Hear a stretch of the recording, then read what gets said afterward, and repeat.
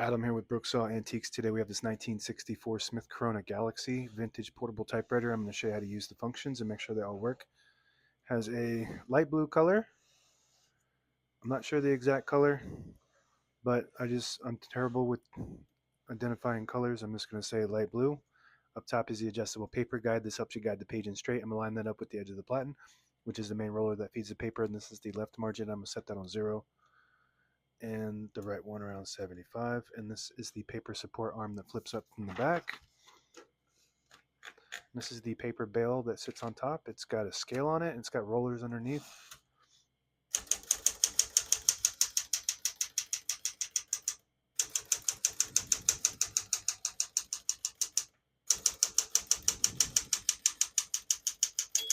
Once you hear the bell, you're at the end of the margin. Hit the slide space, get you back to the beginning. It skips 1, 2, or 3. Right now we have it on single, but if you want double, just flip that switch back. It skips 2. One more, it skips 3.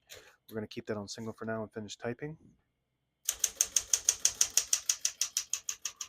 As you can see, all the keys type nice and none of them skip or stick. I'll type a sentence in red on the next line and switch from black to red. There's a switch on the right side. Prints the bottom portion of the ribbon, which is red. When you have it in the middle, it doesn't print any ink at all. It just leaves a stencil for copying purposes. When you have it up top, it prints the top portion of the ribbon, which is black. We're going to move that down for red.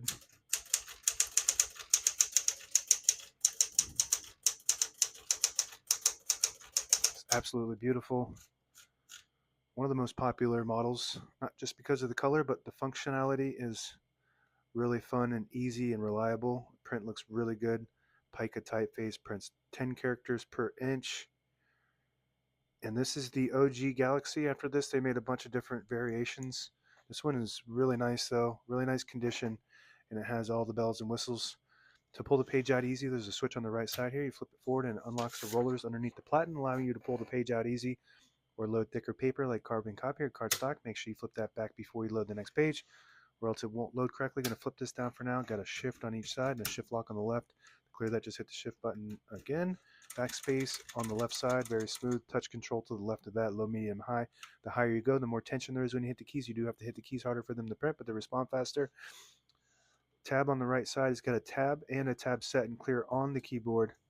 So we're going to go to each one of those and clear. I got tab set on 10 space intervals by just hitting that CL button after you go to it. So now we shouldn't have any tabs. So when I hit the tab button, I always like to set one somewhere in the middle so that way when you do hit the tab button, it doesn't go slamming all the way to the end, causing wear and tear on your typewriter. So just by hitting that set button right below the clear button, and it stops at that spot, and you can set as many tabs as you want on this model. Below the tab is the MR, that stands for margin release. When you get to the end of the margin, there's a mechanism that blocks you from printing. Hit that MR button, it does allow you to go all the way to the end. I'm going to put that color back on black for now. The hood slides to the front, very smooth. All the brand new ribbons loaded on the left, so it's pulling clockwise to the right. If you want to switch that direction manually, just flip the switch behind the left spool down or to the back. It will pull counterclockwise to the left. Flip it up or towards the front, it'll pull clockwise to the right, and that's the direction we want it to go. And it does have an automatic reverse, just like pretty much every single typewriter ever made.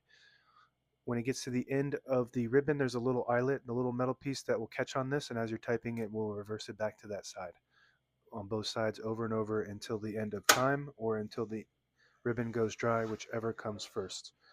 Right side of the carriage is your carriage lock. Where my thumb is there, you lift it up, it releases the carriage and locks it in the middle to protect the internal components when it's in the case. It's got these, and to release it, just move the carriage to the right. It's got these hard plastic carriage release levers, very good as far as comfort and usability, but they break off all the time. They're getting old and they don't make them anymore. So if you need a replacement, check my shop. I 3D print these and they fit right on there perfectly. And I also 3D print the right knob on these. Those break off too sometimes. If you don't have it protected during shipment or moving it around, these hard plastic parts can break off. Carriage release on the left, super good, super smooth. And if you pull out this lever on the end of the left knob, it disables the spacing so you can get to an exact spot on the page. You push it in, you get the clicks. Each one of those clicks is one space, and the same concept with the lever on the inside. This lever, if you flip it down, it disables the spacing. You flip it up, you get the clicks. And on the inside of the left side of the platen is the page gauge. It just warns you when you get close to the bottom of the page if you load it right there below the 11. As you're feeding it through, it'll start to warn you in the red that you're getting close to the bottom. That's 2 inches left, 1.5, 1 inch, and that's the end.